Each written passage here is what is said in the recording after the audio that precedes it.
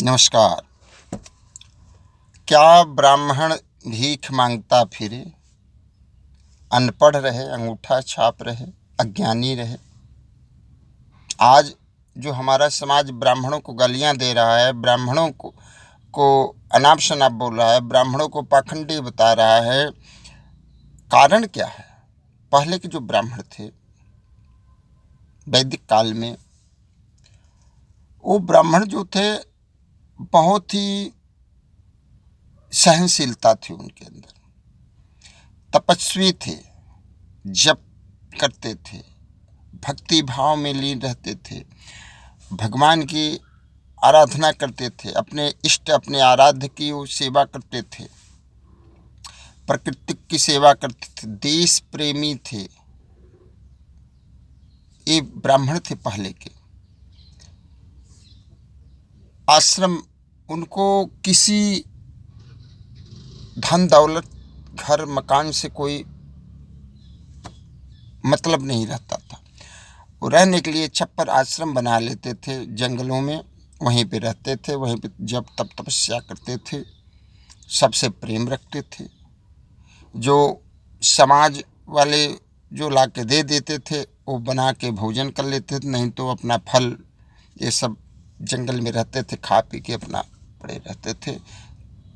देश की सेवा के लिए, देश के हित के लिए हमेशा वो तत्पर रहते थे, तपस्या करते थे, मनोकामनाएं करते थे कि हे प्रभु हमेशा इस देश की रक्षा करिएगा, यहाँ के जन जन की रक्षा करिएगा, यहाँ जो भी जीव प्राणी हैं, जीव मात्र हैं, उनकी रक्षा करिएगा। ये ब्राह्मण होते थे पहले के।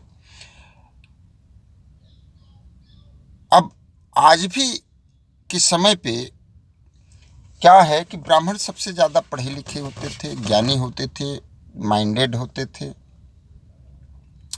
और उनके पास सबसे बड़ी ताकत थी उनकी तपस्या, उनका जप।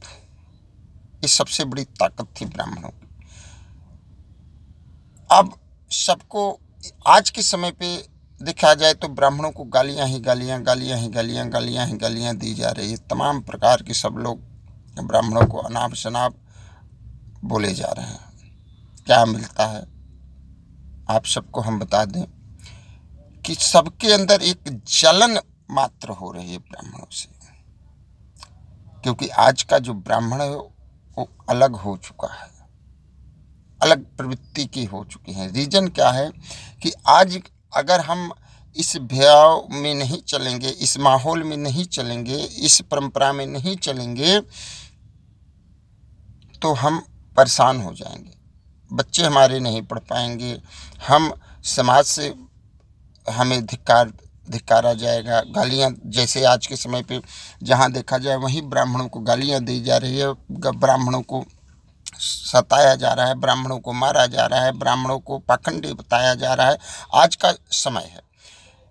अब इन लोगों को ये लगता है जो गालियां देते हैं कि ब्राह्मण वैसे ही क्यों ना हो जाए जो पहले थे, गरीब थे, निर्धन थे, लाचार थे, विवश थे, कपड़े सही ढंग से नहीं पहनते थे क्योंकि उनके पास उतनी शक्तियाँ नहीं थी, और हमेशा हर बस तपस्या में लीन रहते थे। ये सब चीज़ें वो लोग सोचते हैं कि फिर ब्राह्मण ऐसा करे। आज ब्राह्मण देखा जाए तो ब्राह्मण, डॉक्टर ब्राह्मण, बड़े बड़े पोस्ट पे ब्राह्मण, बड़े बड़े जगह पे ब्राह्मण, चाहे वो सरकारी मंत्रालय हो, चाहे सांसदी हो, चाहे विधायकी हो, चाहे पार्लियामेंट हो, चाहे डॉक्टर हो, इंजीनियर हो, जज हो, कलेक्टर हो, मतलब छोटी पदवी से लेके बड़ी पदवी तक, प्राइवेट से लेके सरकारी तक ब्राह्मण पहुंच गए हैं।